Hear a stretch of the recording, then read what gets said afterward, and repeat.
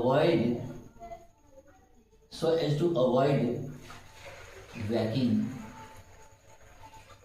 so as to avoid waking the infant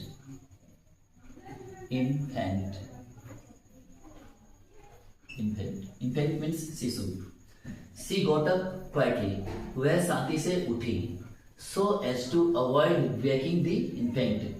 ताकि शिशु जागने से बच सके. ठीक है ना, इस तरह से.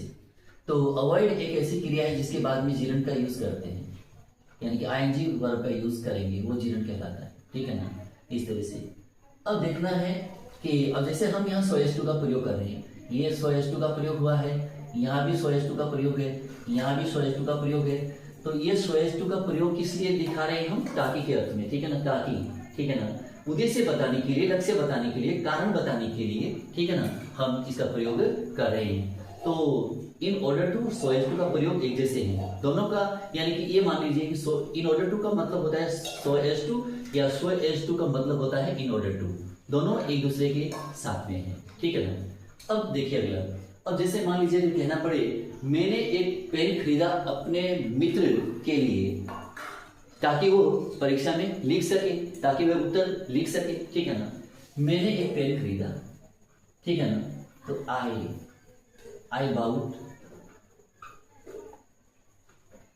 आई बाउट ए पेन. मैंने एक पेन खरीदा. ठीक है ना, I bought a pen. Pen क्यों खरीदा?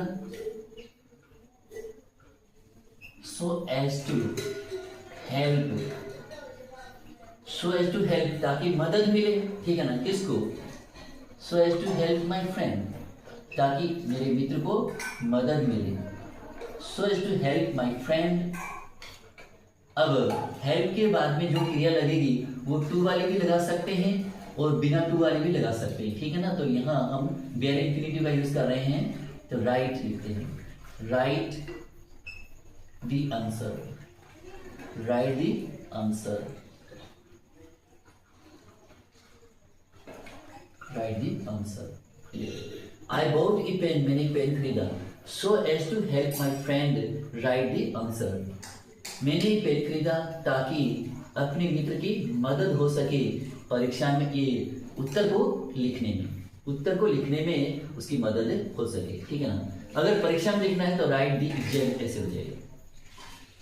तो ये तो था SOS2 के प्रयोग में, यानी कि ये जो वाक्य हैं ये भी SOS2 का, ये भी SOS2 का, ये भी SOS2 का, ये भी SOS2 का. तो अब आप इन ऑर्डर टू का प्रयोग भी देख लीजिए.